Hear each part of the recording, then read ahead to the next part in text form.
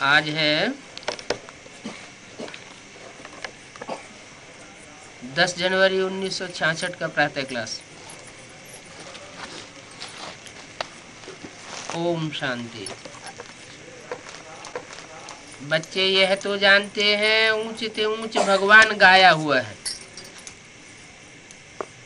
ऊंच ते ऊंच इब्राहिम, बुद्ध, क्राइस्ट, गुरु नानक, कोई भी धर्म पिताएं नहीं गाए हुए हैं। ऊंच ते ऊंच एक निराकार परम पिता परमात्मा शिव ही गाया हुआ है। उसका गायन है, उसका पूजन है, तो जरूर उसने कोई गायन योग्य कर्म किया है, और कर्म साकार में ही किया जाता है। शिव के जितने भी नाम पढ़ते हैं उनके काम के आधार पर पढ़ते हैं। बिंदु निराकार फुदक फुदक के काम नहीं करता है, वो तो जरूर कोई साकार शरीर में प्रवेश करके ही कार्य करता है, तब दुनिया में उसका नाम बाला होता है। और वो निराकार ही गाया हुआ है। उनके बच्चे भी निराकार ठहरे। किनके बच्चे? जो निराकारी स्टेज में टिकने वाला शिव है, उसके बच्चे भी निराकारी ठहरे। माना बच्चे भी निराकारी स्टेज में रहने वाले होंगे। रुद्रमाला उसका गायन है। रुद्रमाला में जो रुद्राक्ष की माला होती है उसमें सिर्फ मुख ही मुख दिखाए जाते हैं, शरीर नहीं दिखाया जाता। माना उनमें देवान का नाम और निशान नहीं रहता, मुख में ही आत्मा रहती है, इसलिए उनको मुख दिखाया जाता है। तो वो निराकार बच्चे की यादगार जो है वो रुद्रमाला है। और बच्चे और बाप दोनों निराकारी दुनिया में रहने वाले हैं। ये है साकारी दुनिया। उनका तो चित्र ही एक निराकार दिखाते हैं। किनका? उनका। ब्रह्मा के तन से वाणी चली 66 में, ब्रह्मा के तन में प्रवेश करके बोला, तो उनका क्यों कहा? इनका कहना चाहिए। इन ब्रह्मा का चित्र एक निराकार दिखाते हैं, ऐसे नहीं कहा। इसलिए नहीं कहा कि ब्रह्मा का तो कोई भी चित्र निराकारी स्टेज वाला नहीं है। जैसे महात्मा बुद्ध, क्राइस्ट, गुरु नानक, इनके चेहरों को, चित्रों को ध्यान से देखा जाए तो देखने में आता है कि ये निराकारी स्टेज वाले हैं। ऐसे माउंट आबू से दादा लेखराज ब्रह्मा के तन द्वारा जो वाणी उच्चारण की गई, उसमें एक भी चित्र, एक भी उनका एक फोटो नहीं है ऐसा जिसमें वो निराकारी स्टेज दिखाई गई हो। तो इनका नहीं कहा, इनका माने ब्रह्मा का। ब्रह्मा का निराकारी स्टेज वाला कोई चित्र नहीं दिखाते हैं। उनका माने जो आने वाला भविष्य है 66 के बाद, 66 के बाद, 76 से जो बाप प्रत्यक्ष होता है ब्राह्मणों की दुनिया में, वो जरूर निराकारी स्टेज वाला होता है। परमपिता परमात्मा को कभी साकार व आकार में नहीं दिखाते हैं।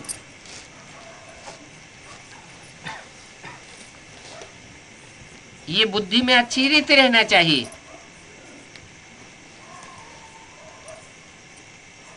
और शिवलिंग उसकी यादगार है। बिंदु का ही बड़ा आकार शिवलिंग पूजा करने के लिए बनाया गया है। उसको हाथ पांव नहीं होते, माना जैसे कर्मेंद्रियों का भान ही नहीं।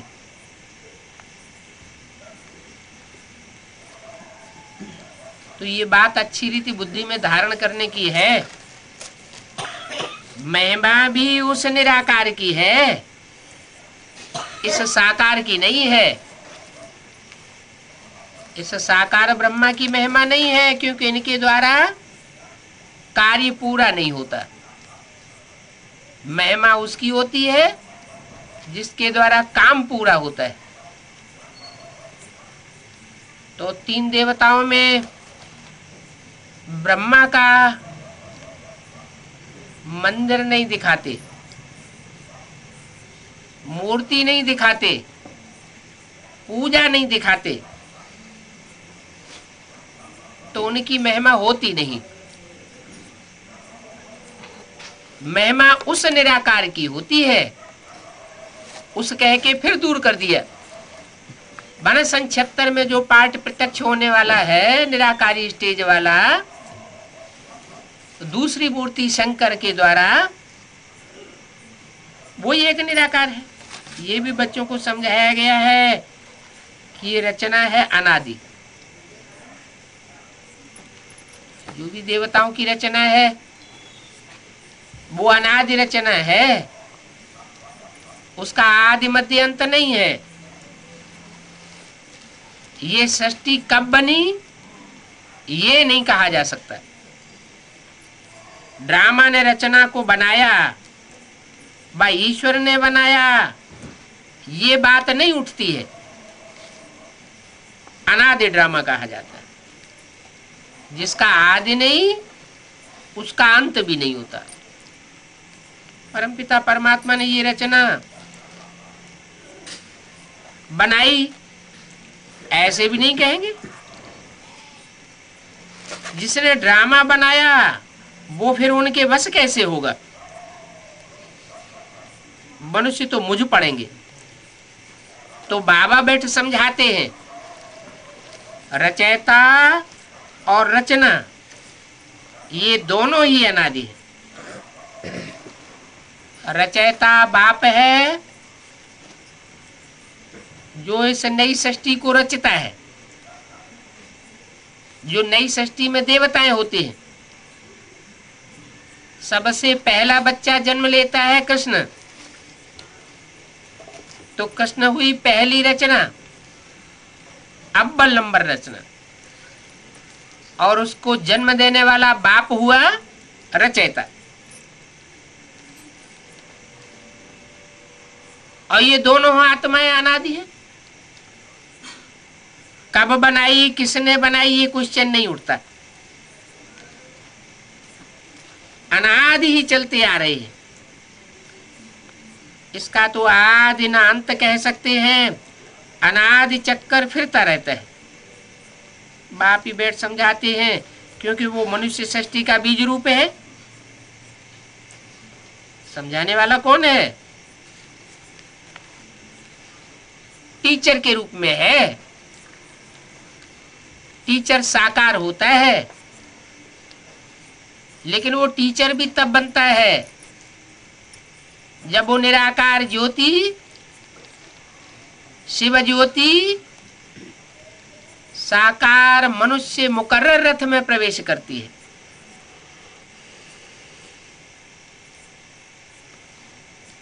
वो मनुष्य सृष्टि का बीज है, माने पिता है। जैसे गीता में कहा गया है, हम बीज प्रदप पिता। मैं बीज बोने वाला पिता हूं। नई सृष्टि का बीज बोता हूं। कहते भी हैं सत है, चैतन्य है। सत चित आनंद स्वरूप भी कहते हैं। सत्य माना सच्चा है, चित्त माना चैतन्य है, आनंद स्वरूप है। समझना चाहिए, जैसे हम आत्माएं बिंदी मिसल हैं, बाप भी ऐसे ही बिंदी है। जैसे मनुष्य तन में कर्मेंद्रियां हैं, तो उनको रचने वाला बाप भी कर्मेंद्रियों वाला होता है। आत्माएं ज्योति बिंदु बिंदु हैं, उनको कर्मेंद्रियां नहीं होती है। तो बिंदु बिंदु आत्माओं का बाप भी कैसा होगा? बिंदु होगा। सांप लंबा होता है तो सांप का बाप भी कैसा होगा? लंबा होगा।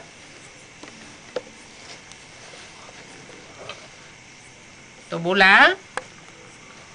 आत्मा उनको बाप कहती है क्योंकि उसने बिख से जन्म दिया है। किनको बाप कहती है? जो कर्मेंद्रियों वाला है। कर्मेंद्रियों वाला बाप कर्मेंद्रियों वाले बच्चे को जन्म देता है, बिख से जन्म देता है, विषय विकारों से। फिर पुकारते हैं वो गॉड फादर, वो सभी आत्माओं का बाप है। ये बुद्धि में विचार सागर मंथन करना होता है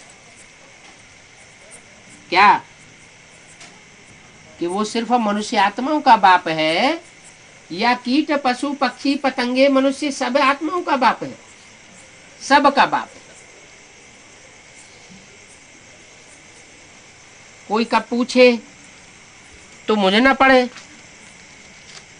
आत्मा को शरीर मिलता है, एक शरीर छोड़ा फिर दूसरा लेती है। आत्मा को ही शरीर मिलता है, वहां तो आत्मा पवित्र सत्व प्रधान होती है। फिर यहाँ पाठ बजाने आते हैं तो सत्व रजो तमो में आते हैं। दुनिया की हर चीज पहले सत्व प्रधान होती है, नई होती है, बाद में पुरानी बनती है। ऐसी कोई चीज दुनिया की होती है जो नई ही नई बनी रहे, कब पुरानी न हो? दुनिया की हर चीज पुरानी होती है, चाहे मकान हो, चाहे दुकान हो, चाहे घर हो, चाहे मनुष्य का शरीर हो, चाहे कीट पशु पक्षी पतंगों के शरीर हो। पहले सात्विक स्टेज में होते हैं, बाद में दुखदाई बन जाते हैं, तामसी बन जाते हैं। तो जो भी आत्माएं हैं नंबरवार जिस जिस धर्म की हैं वो सब वहां सतो प्रधान होती है निराकारी दुनिया में।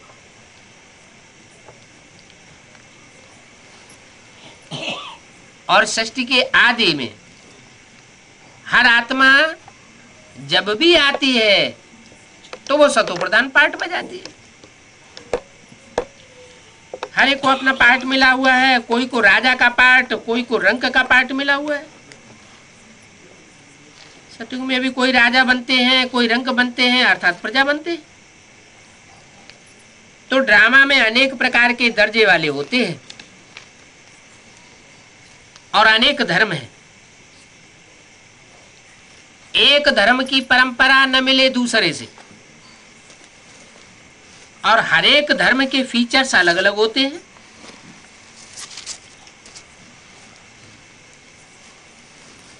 बौद्धियों के फीचर अलग होंगे,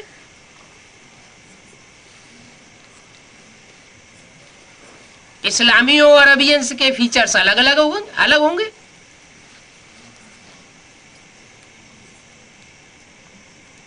सन्यासियों के फीचर अलग होंगे, सिखों के फीचर्स अलग होंगे।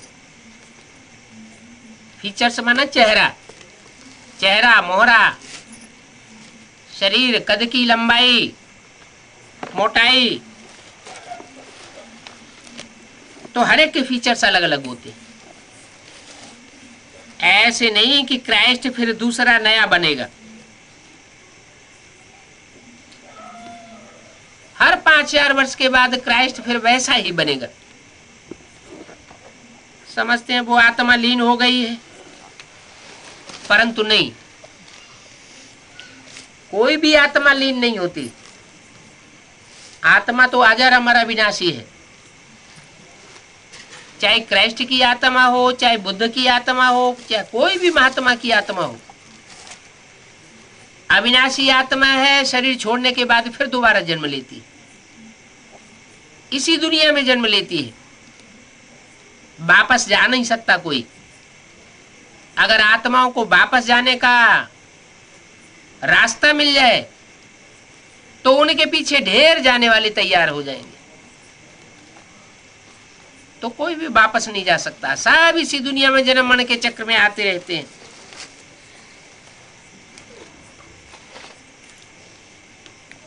तो जो कल पहले थे वो ही होंगे।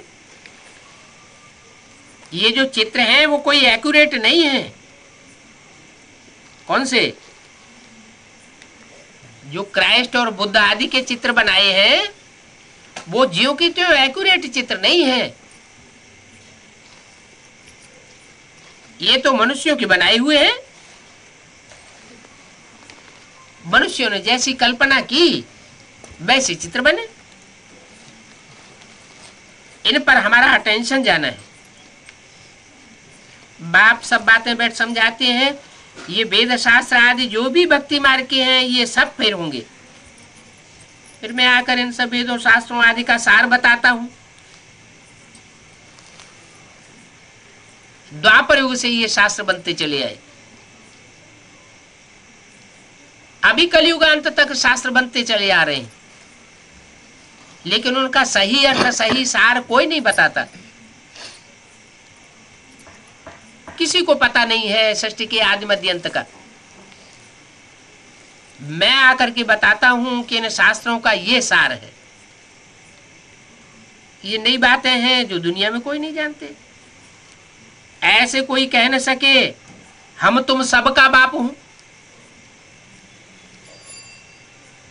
जो भी मनुष्य सृष्टि में मनुष्य आत्माएं हैं उनको कोई कह सकता है कि हम तुम सबका बाप हूं? क्राइस्ट फिर भी कहेगा कि मैं क्रिश्चियंस का बाप हूं। महात्मा बुद्ध कहेगा मैं बौद्धियों का बाप हूं। गुरु नानक कहेगा मैं सिखों का बाप हूं। लेकिन 500-700 करोड़ सभी मनुष्य आत्माओं का बाप कोई अपन को नहीं कह सकता। ये तो एक ही परमपिता परमात्मा है जो सबका बाप है। बापों का बाप कहा जाता है। माना जो भी धर्म पिताएं हैं उन सब का बाप है। तुम आत्माओं को ज्ञान दे रहा हूं। आत्मा ही संस्कार धारण करती है। देह अभिमानियों को ज्ञान नहीं देता हूं। जो आत्मिक स्थिति में स्थित होते हैं मैं उनको ज्ञान देता हूं। वो आत्मा ही संस्कार धारण करती है, शरीर में नहीं धारण होता है। धारणा शरीर में हो न सके, आत्मा में ही धारणा होती है। शरीर तो जड़ होता है। कायदे कानून हर बात की शिक्षा आत्मा धारण करती है। शरीर विनाशी है, आत्मा को ही संस्कार ले जाना है। कोई बैरिस्ट्री में बड़े तीखे होते हैं तो वो संस्कार ले जाते हैं ना, तो जाए बैरिस्टर बन जाते हैं। जैसे बाबा सिपाहियों के लिए बताते हैं कि वो लड़ाई के संस्कार ले जाते हैं, तो फिर ऐसे क्षत्रिय कुल में जाकर के जन्म लेते हैं, सिपाही बन जाते हैं। तो संस्कारों की बात है। बाप समझाते हैं आत्मा में भी संस्कार रहते हैं। हर आत्मा में अलग अलग प्रकार के संस्कार बाप ही बैठ समझाते हैं। और कोई कह न सके कि आत्मा को परमात्मा पढ़ाते हैं। वो तो कह देते हैं आत्मा सो परमात्मा है, लेकिन हर एक आत्मा परमात्मा जैसी थोड़ा ही बन सकती है। वो तो एक के लिए गायन है जो इस मनुष्य सृष्टि का पिता है। जिसे दूसरे धर्मों में आदम एडम आदिदेव कहा जाता है, आदिनाथ कहा जाता है। उसके मुकर्रर रथ में सुप्रीम सोल प्रवेश करके परम पिता का पार्ट बजाते हैं। आत्मा कभी परमात्मा नहीं बन सकती कि हर एक आत्मा परमात्मा बन जाती है। नहीं, आत्माओं में जो जन्म जन्मांतर के पार्ट बजाने के संस्कार भरे हुए हैं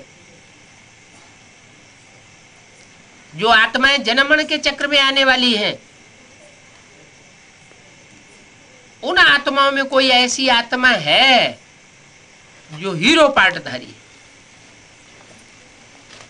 इस रंगमंच पर हीरो का पार्ट बजाती है, वो आत्मा ही परमात्मा बनती है। इसलिए कहा जाता है परम पिता परमात्मा। परम पिता माना सुप्रीम सोल, उसका कोई बाप होता नहीं। और परमात्मा माना परम पार्ट बजाने वाली आत्मा, बड़े से बड़ा ऊंचे से ऊंचा पार्ट बजाने वाली आत्मा। तो हीरो पार्टधारी से ज्यादा ऊंचा तो कोई होता नहीं।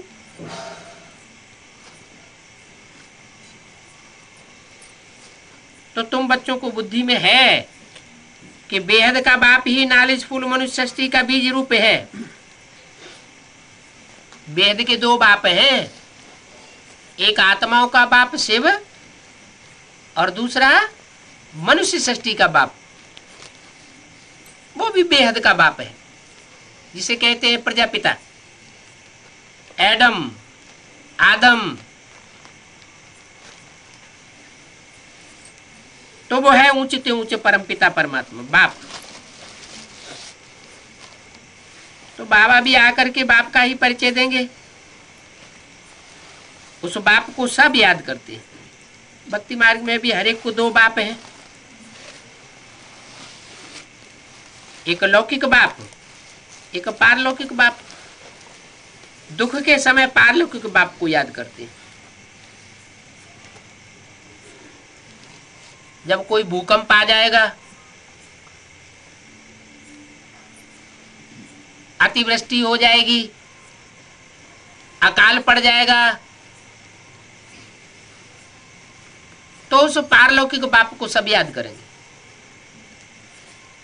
भारतवासी जानते हैं बरोबर भारत स्वर्ग था तो सब बहुत सुखी थे। अभी भारतवासी दुखी हैं। बाप को याद करते हैं कि आओ आकर के हमको पावन बनाओ। हम आत्माएं पतित बन गई है, तो पतित आत्मा पतित सृष्टि में रहती है। जो आत्मा पावन बन जाती है वो पावन दुनिया में रहेगी। पावन दुनिया है ही सतयुग, वहां सुख घनेरे होते हैं। इस दुख की दुनिया में पतित आत्मा दुख घनेरे भोगती है।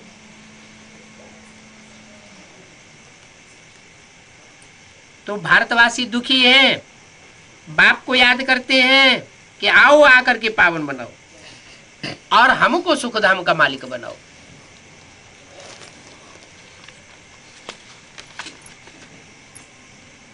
दस एक 66 की वाणी का दूसरा पेज। तो बाप है तो बच्चों के लिए सुख ही स्थापन करेगा। कोई बाप ऐसा तो होता नहीं जो बच्चों के लिए दुख का मकान बनाता हो। बाप तो यही चाहता है कि मेरे बच्चे मेरे बनाए हुए मकान में सुख से रहें। तो ये भी बेहद का बाप है। ये मनुष्य सृष्टि रूपी मकान को नया आकर के बनाता है। किस लिए नया बनाता है? ताकि नए सृष्टि रूपी मकान में सब सुखी हो जाए। ब्रह्मा द्वारा स्थापना करते हैं। नई सृष्टि की स्थापना ब्रह्मा के द्वारा। ब्रह्मा के द्वारा, ब्रह्मा ने तो शरीर छोड़ दिया, तो नई सृष्टि की ब्रह्मा के द्वारा कैसे स्थापन होगी? भले शरीर छोड़ दिया है, लेकिन सूक्ष्म शरीर से तो इस दुनिया में है ना। कारण शरीर बीज रूप आत्मा तो इसी दुनिया में है ना। परमधाम वापस तो नहीं चली गई। तो वो बीज रूप आत्मा कोई बीज रूप आत्मिक स्टेज में स्थिर होने वाले बच्चों में प्रवेश करती है। नंबरवार प्रवेश होता है। रुद्रमाला के मणकों में वो प्रवेश करती है। और कोई माता में प्रवेश करके ब्रह्मा कहो, जगदम्बा कहो, वो पार्ट बजाती है। जिस जगदम्बा के द्वारा नई दुनिया का गेट खुलता है।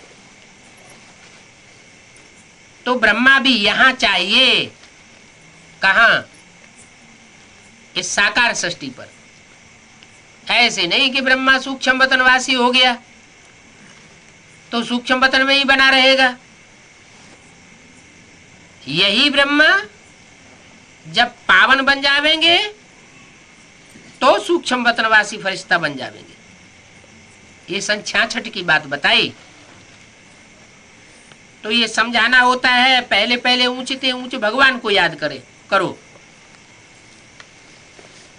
ब्रह्मा द्वारा स्थापना करते हैं, पावन दुनिया की स्थापना करते हैं। पतित दुनिया की स्थापना ब्रह्मा द्वारा नहीं होती। तो कौन सा वो ब्रह्मा है जिसके द्वारा पावन दुनिया की स्थापना होती है? जरूर दादा लेखराज के नाम का वो व्यक्तित्व जो शरीर छोड़ गया, वो नई दुनिया की स्थापना करने वाला नहीं है। लेकिन वही सोल कोई ब्राह्मण बच्ची में प्रवेश करती है, ब्राह्मणी माता में प्रवेश करती है और प्रवेश करके जगत माता का पाठ बजाती है। उसको कहते हैं बड़ी माँ, ब्रह्म माँ। इसलिए मुरली में बोला है, वास्तव में तुम्हारी बड़ी माँ यह ब्रह्मा है, जगदम्बा है। तो तुम बच्चों को पतित से पावन यहां बनना है, माने इसी दुनिया में बनना है पतित से पावन।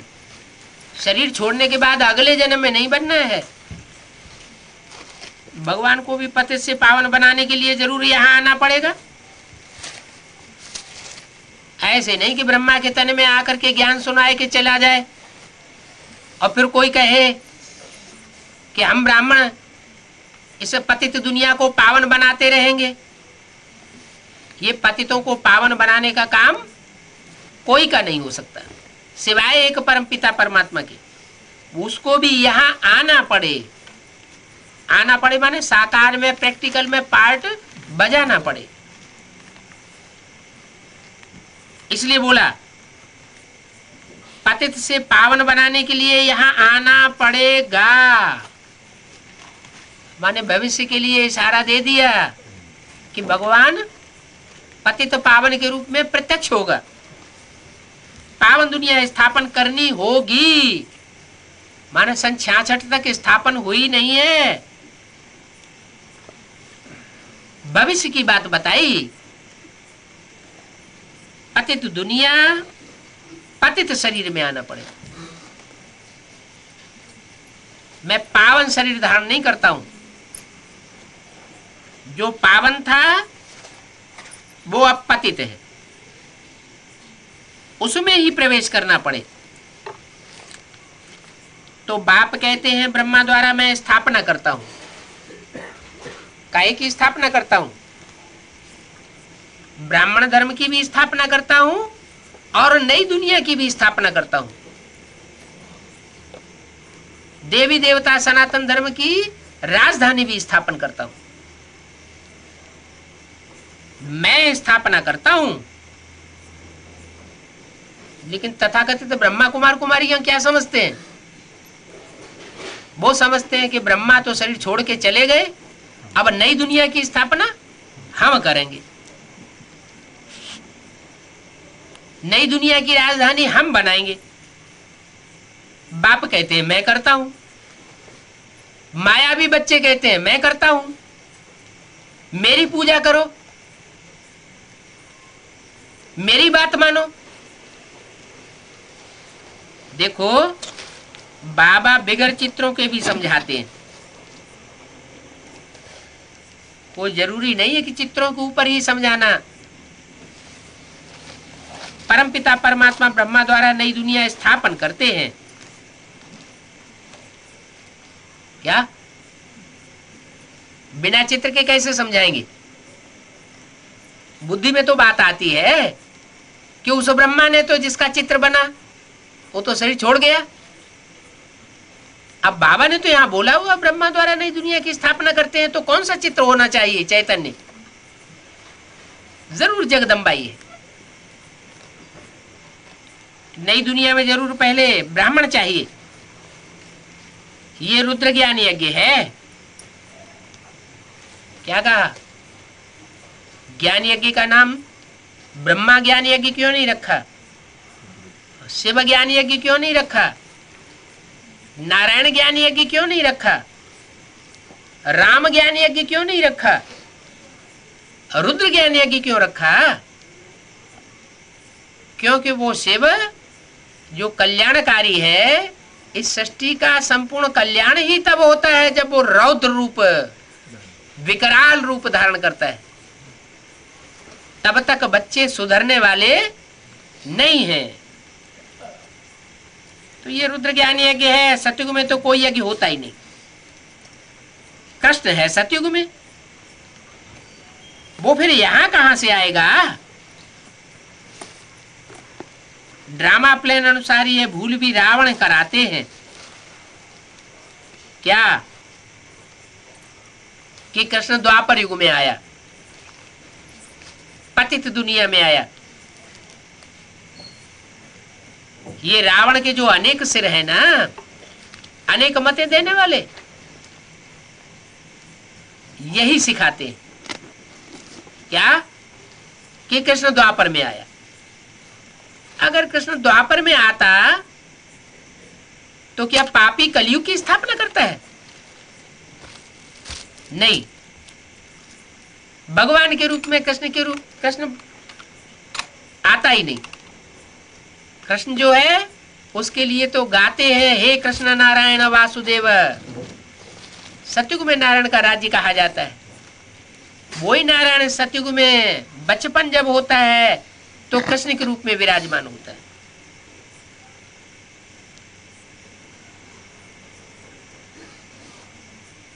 तो वर्ष वर्ष तुम रावण को जलाते आते हो।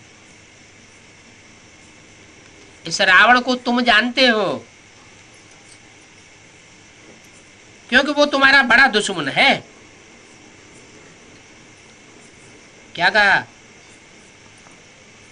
इस रावण को तुम जलाते आते हो। कौन जलाते आते हैं? तुम किसके लिए कहा? इब्राहिम के बच्चों के लिए कहा?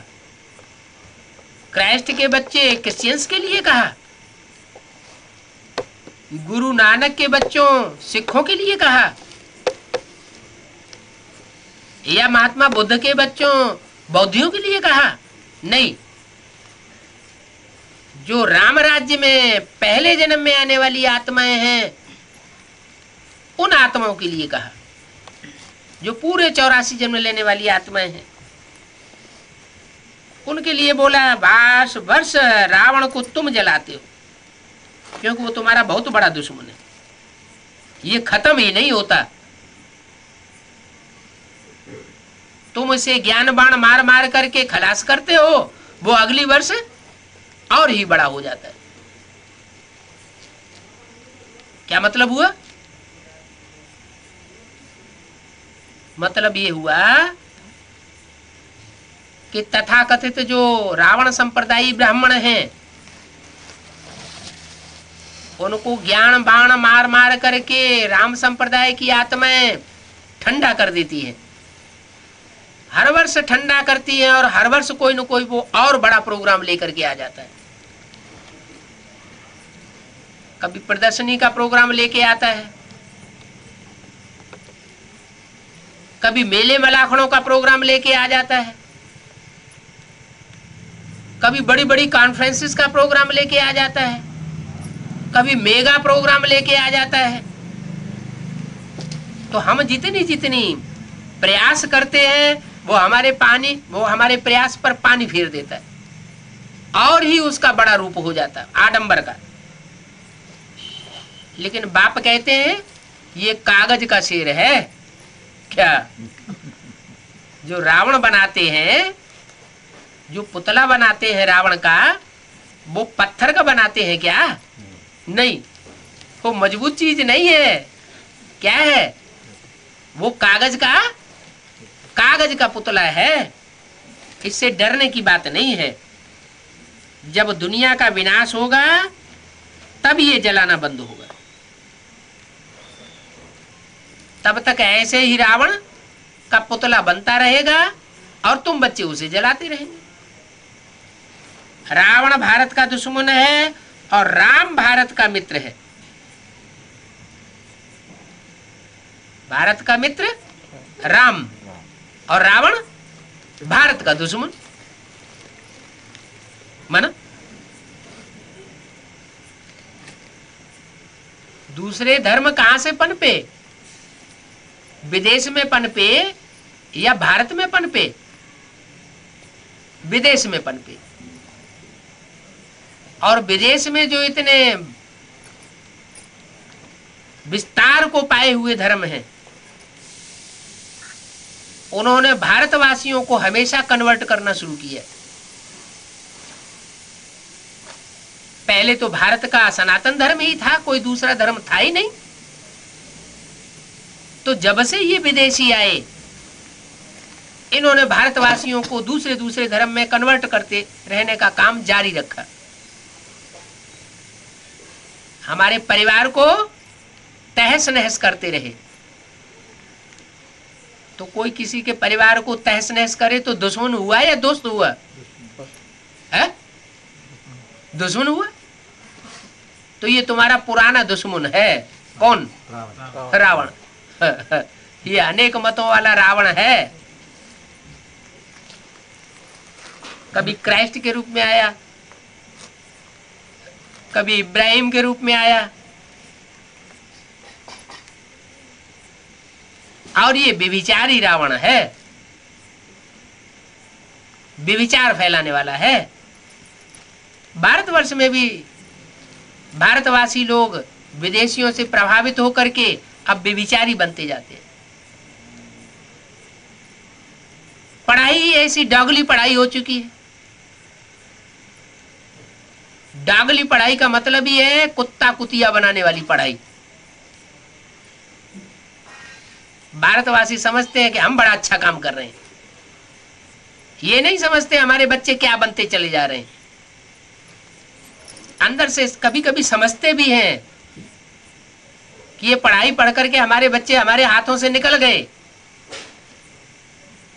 फिर भी रावण का पाम पेंट शो इतना बड़ा हुआ है कि बुद्धि में बात है असली बैठती नहीं। तो भारत का मित्र है राम, और जितने भी विदेशी धर्म हैं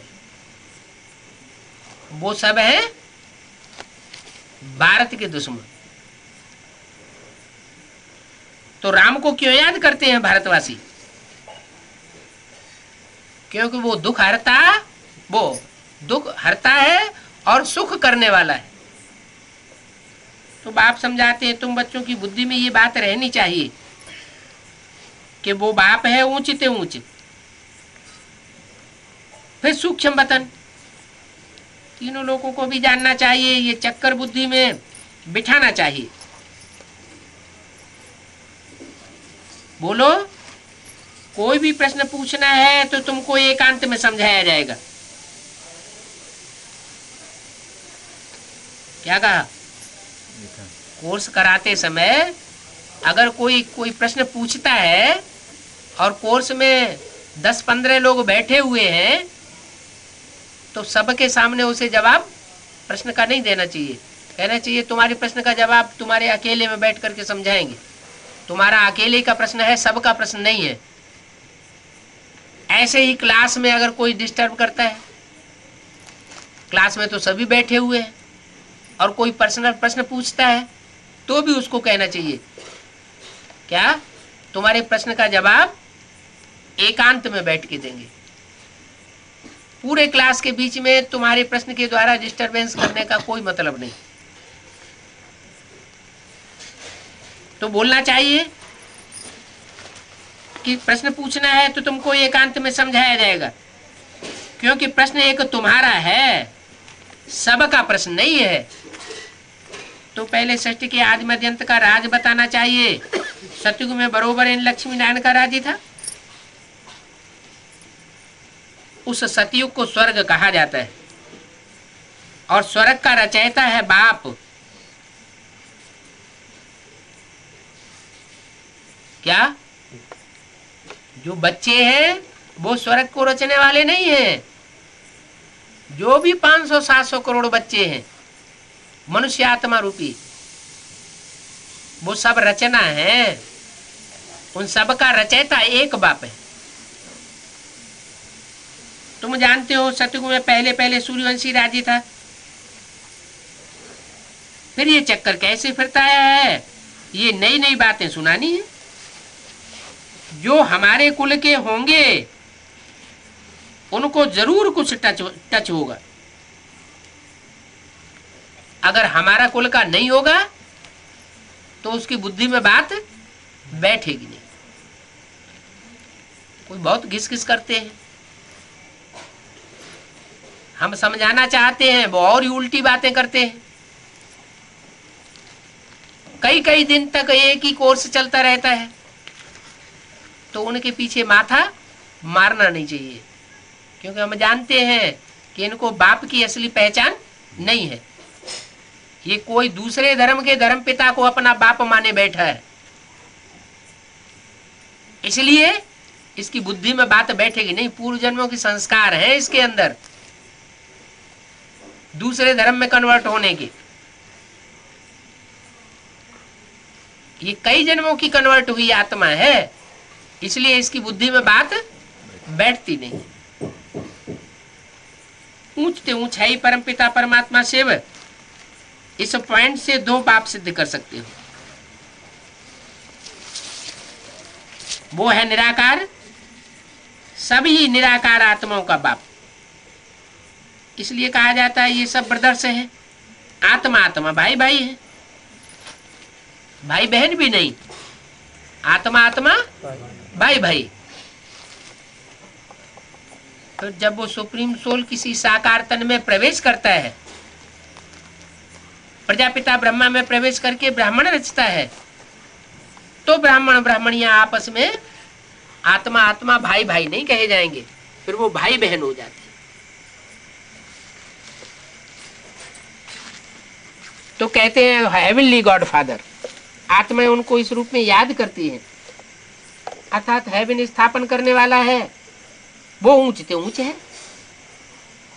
जितने भी धर्म पिताएं आए उन्होंने इस षष्टि रूपी मकान की मरम्मत की है। नया मकान किसी ने नहीं बनाया, वो षष्टि रूपी मकान की आकर के रिपेयरिंग करते हैं। इब्राहिम ने आकर के अरब देशों में रिपेयरिंग कर दी, इस्लाम धर्म स्थापन कर दिया वहां। क्राइस्ट आए, उन्होंने यूरोपीय देशों में आकर के क्रिश्चियन धर्म स्थापन कर दिया, वहां रिपेयरिंग कर दी षष्टि रूपी मकान की। महात्मा बुद्ध आए, उन्होंने चीन जापान में बौद्ध धर्म स्थापन कर दिया, वहां अपनी दुनिया की रिपेयरिंग कर दी। लेकिन नई दुनिया किसी ने भी नहीं बनाई।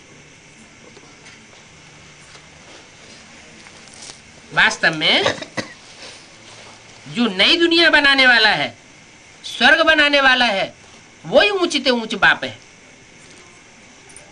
हेवन स्थापन करने वाला है। तो हम सब उस निराकार के बाप के बच्चे हैं, सब वहां निराकारी दुनिया के रहने वाले हैं। हमारा स्वधर्म शांत है। यहाँ तो कर्मेंद्रियों से पार्ट बजाना ही है। क्या कोई कहे कि हम कर्मेंद्रियों से पार्ट ही क्यों बजाएं? ऐसे नहीं हो सकता। जब तक जीवन है कर्मेंद्रियों से पार्ट तो बजाना है, लेकिन हम शांत स्टेज में रह सकते हैं। सदा काल की शांति तो हो नहीं सकती। पीस ही शांति धाम में होगी। विनाश होगा तो सब पीसफुल दुनिया में चले जाएंगे। वहां है प्लेन पीस, और सतयुग में पीस के साथ सुख भी है। उनको मुक्ति कहते हैं, जो शांति धाम की मुक्ति है, और सतयुग में कहते हैं जीवन मुक्ति। तो सदगति सतयुग में होती है, और दुर्गति कलयुग में होती है। आओ तो हम आपको समझावें कैसे दुर्गति होती है। भारत में ही सदगति थी, अभी दुर्गति है। क्या कहा? दुर्गति कैसे होती है और सदगति कैसे होती है? एक की मत पर चलने से सदगति होती है, अनेकों की मत पर चलने से दुर्गति होती है। एक सदगुरु है निराकार सदगति करने वाला, और अनेक गुरु है दुर्गति करने वाले। अनेकों के संग के रंग से दुर्गति होती है और एक के संग के रंग से सदगति होती है। भारत में ही सदगति थी, अभी दुर्गति है, क्योंकि अनेकों की मत पर चलते रहते हैं। अभी बाप द्वारा हमको सतयुग त्रेता का राज्य मिलता है, फिर द्वापर कलयुग में हमें आना ही है। चीज पुरानी होनी ही है, नई दुनिया सो फिर पुरानी होती जाती है। ये है रावण राज्य, सतयुग त्रेता को कहा जाता है राम राज्य। फिर देवताएं भी वाम मार्ग में चले जाते हैं। भक्ति तब शुरू होती है जब देवताएं वाम मार्ग में जाते हैं। वाम और दायां, ये बायां हाथ है, ये उल्टा हाथ है, उल्टे कर्म करने वाला। इसे कचड़ा साफ किया जाता है। दाएं हाथ से दान धर्म श्रेष्ठ कर्म किया जाता है। तो श्रेष्ठ रूपी जो वृक्ष है उसमें बाईं ओर जितने भी धर्म हैं वो सब कचड़ पट्टी के धर्म है।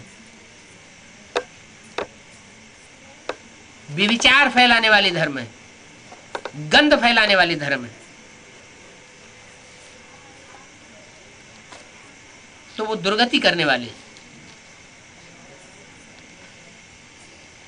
देवताएं वाम मार्ग में जब जाते हैं तो द्वापर युग से ये धर्म पिताएं आकर के वाम मार्ग शुरू करते हैं, उल्टा रास्ता शुरू करते हैं। तब भक्ति शुरू होती है। जब से रावण प्रवेश होता है तो फिर गिरते ही रहते हैं। कब से प्रवेश होता है रावण? कौन से युग से? द्वापर युग से होता है। द्वापर माने दो पुर, दो पुर बन जाते हैं, दो धर्म हो जाते हैं, दो मतें हो जाती हैं, दो राज्य हो जाते हैं। तो द्वैत आने से आपस में टकराहट होती है। जब टकराहट होती है तो इस दुनिया में अशांति बढ़ती है, तो गिरते चले जाते हैं। चढ़ती कला फिर उतरती कला, उतरती कला जब होती है तो सब दुखी हो जाते हैं। सीढ़ी उतरते जाते हैं, सूर्यवंशी फिर चंद्रवंशी बनते हैं, आत्मा दूसरा शरीर लेती जाएगी, फिर कला कम होती जाती है। सूर्यवंशी डायनेस्टी फिर चंद्रवंशी डायनेस्टी बन जाती है, वृद्धि को भी पाते जाते हैं। फिर द्वापर में भक्ति मार्ग शुरू हो जाता है। पहले होती है अव्यभिचारी भक्ति। जब द्वापर में भक्ति शुरू होती है तो पहले सतो प्रधान भक्ति होती है।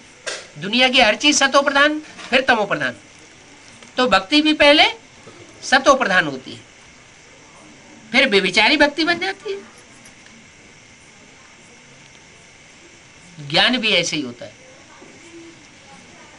पहले पहले शुरुआत में जो ज्ञान सुनाया जाता है वो अव्यभिचारी ज्ञान होता है, सतो प्रधान ज्ञान होता है। फिर धीरे धीरे अनेक मतें मिलने से व्यभिचारी ज्ञान हो जाता है। बेसिक नॉलेज भी यज्ञ के आदि में जो सुनाई गई थी, जो पत्ते प्रजापिता के द्वारा सुनाए गए थे, वो अभी मिलते भी नहीं है। वो अव्यभिचारी बेसिक नॉलेज थी। ऐसे ही एडवांस नॉलेज भी, जो शुरुआत की कैसेटें हैं वो बहुत पावरफुल कैसेटें हैं। अभी उस तरह का फोर्स नहीं है।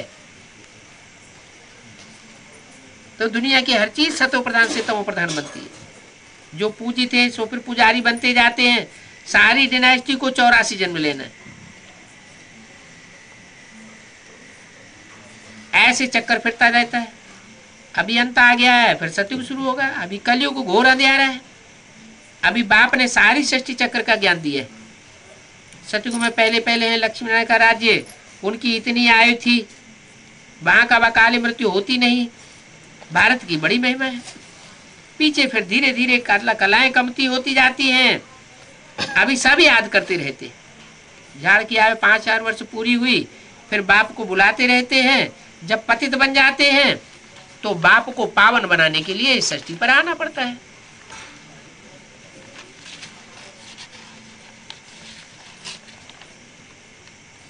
दस जनवरी 1966 का तीसरा पेज। जो देवताएं थे अभी असुर बन गए। अखबार में भी बहुत प्रकार की कहानियां डालते रहते हैं कि देवताओं और असुरों की लड़ाई लगी।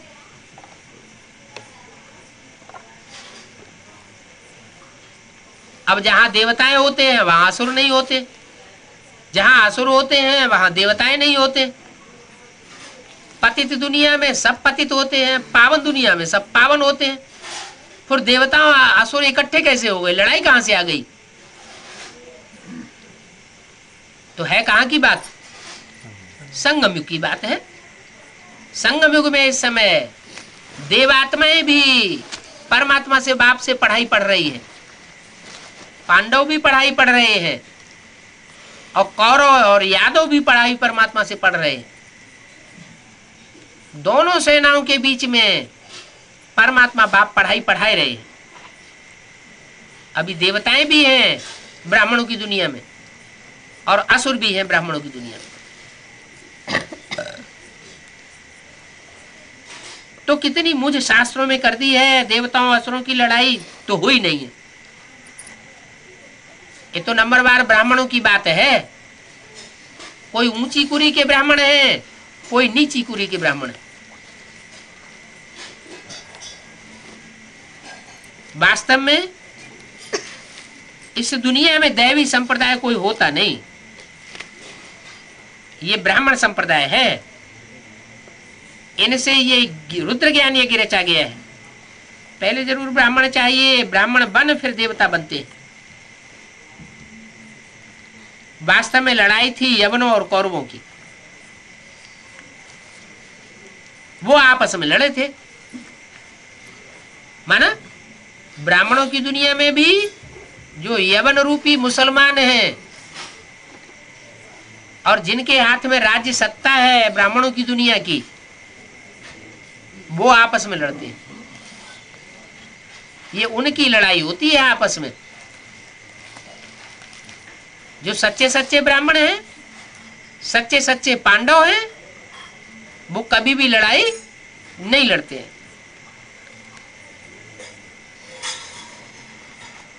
तो उन कौरवों और यवनों की तैयारियां हो रही हैं।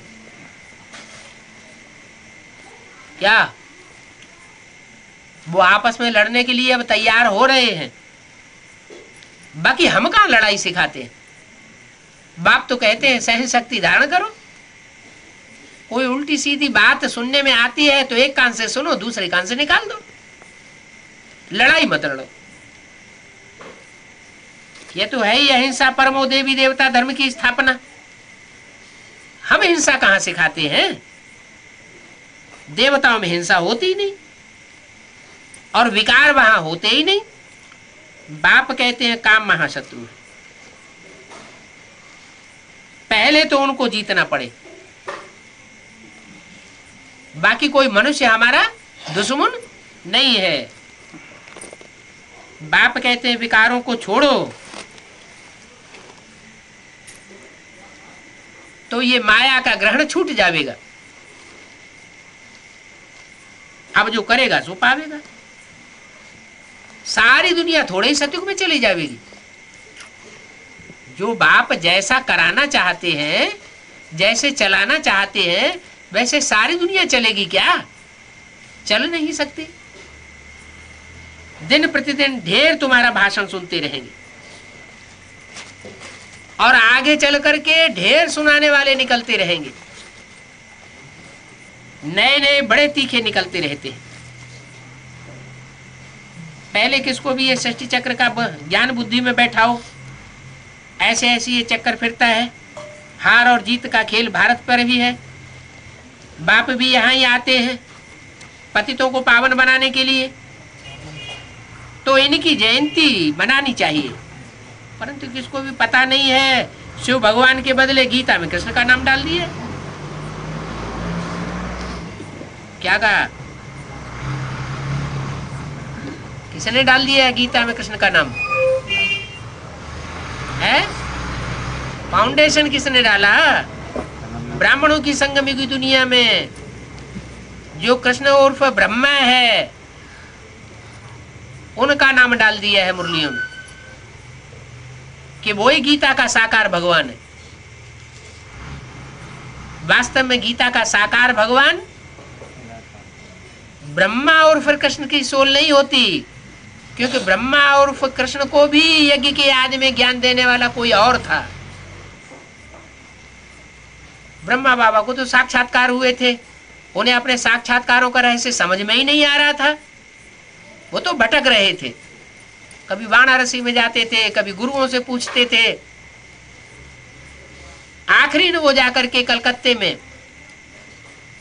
अपने भागीदार से उन्होंने बात पूछी।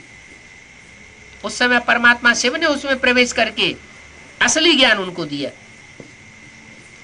जो बीज रूप ज्ञान था। तो गीता का भगवान कौन हुआ? वही व्यक्तित्व हुआ जो आदि में था, वही अंत में सन 76 में फिर शंकर के रूप में प्रत्यक्ष हो जाता। तो ये भूल है। वास्तव में पतित पावन बाप को जो हमको सुख देते हैं, कब्रिस्तान से निकाल ले जाते हैं, उनकी ये जन्मभूमि है। अगर ये जान जाए तो बहुत इन बातों को मान लेंगे। जन्मभूमि में रहने वालों को दुख दे नहीं सकते। कौन? जो विदेशी लोग भारतवासियों को दुख दे रहे हैं, वो दुख नहीं दे सकते अगर उनको ये मालूम पड़ जाए कि गीता का भगवान कौन है। निराकार परमपिता परमात्मा शिव ही है, जो सबकी सारी मनुष्य सृष्टि की सदगति करने वाला है। कि भारत इतना ऊंची स्थान है, परंतु यह समय ही ऐसा गाया हुआ है जो सब तरफ लड़ाई याद लगती रहती है। और ये तो होना ही है, लड़ाइयां लगती रहेंगी, अर्थक्वेक होता रहेगा। क्या? एटम बम धीरे धीरे फटते रहेंगे। एटम बमों के जोर से पृथ्वी में कंपन आता रहेगा, भूकंप होता रहेगा, सब खत्म होते जाएंगे। भारत तो प्राचीन अविनाशी खंड है, ये पहले भी था और अब भी रहेगा। और दूसरे दूसरे धर्म और उनके धर्मखंड पहले भी नहीं थे और अब भी नहीं रहेंगे। ये अमेरिका, ये ऑस्ट्रेलिया 300-500 साल पहले कोई को इनका पता नहीं था। ये सब समुद्र के गर्त में समाये हुए थे। जब से दूसरे दूसरे धर्म आए, तब से ये धर्मखंड समुद्र से ऊपर आने लगे। जनसंख्या बढ़ती गई और धर्मखंडों की संख्या बढ़ती गई। आज दुनिया में 500-700 करोड़ मनुष्य हैं, सब धर्मों के मिलाकर। लेकिन ये सारे ही धर्म अब रहेंगे नहीं। ये धर्म भी नहीं रहेंगे, धर्मखंड भी नहीं रहेंगे, सब समुद्र के अंतराल में जाने वाले हैं। एक भारत ही था और भारत ही रहेगा। सतयुग त्रेता में और कोई धर्म नहीं था, भारत ही विश्व का मालिक था, जिसको पैराडाइज कहा जाता है। हेवन स्थापन करने वाला हेवनली गॉडफादर गाया हुआ भी है। शिव भगवान आज रुद्र कहने से मुझ जाते हैं। रुद्र नाम है नहीं, उनका नाम ही शिव है। वो रौद्र रूप धारण करते हैं तो भी कल्याण करते हैं। कल्याणकारी को शिव कहा जाता है। तो भाषाएं तो बहुत हो गई है। जब भी किसको समझाओ तो ये बुद्धि में बैठाओ, ये षष्ठ रूपी चक्कर कैसे फिरता रहता है। जब दुनिया पुरानी होती है तब बाप को आना पड़ता है। कोई भी शास्त्र में अथवा कोई भी मनुष्य मात्र में ये ज्ञान नहीं है। ऐसे ही धुक्का लगा दिया है कि ईश्वर सर्वव्यापी है, फिर कहते हैं कृष्ण गीता का भगवान है। अरे कृष्ण को तो कोई भी भगवान कह नहीं सकता। पतित पावन ज्ञान का सागर तो निराकार होगा या साकार होगा। कहते हैं मैं प्रकृति का आधार लेकर आता हूं। ब्रह्मा द्वारा स्थापना, तो जरूर ब्रह्मा में प्रवेश करेंगे ना, और क्या करेंगे। आत्माएं तो सब प्रवेश करती है, वो शरीर में प्रवेश करते हैं। ब्राह्मण को खिलाते हैं तो भी आत्मा आती है, अशुद्ध आत्माएं भी प्रवेश करती है। तो इस शरीर को चलाने वाली आत्मा ही है, चाहे प्रवेश करने वाली आत्मा हो और चाहे कोई दूसरी आत्मा हो। अच्छा, ओम शांति।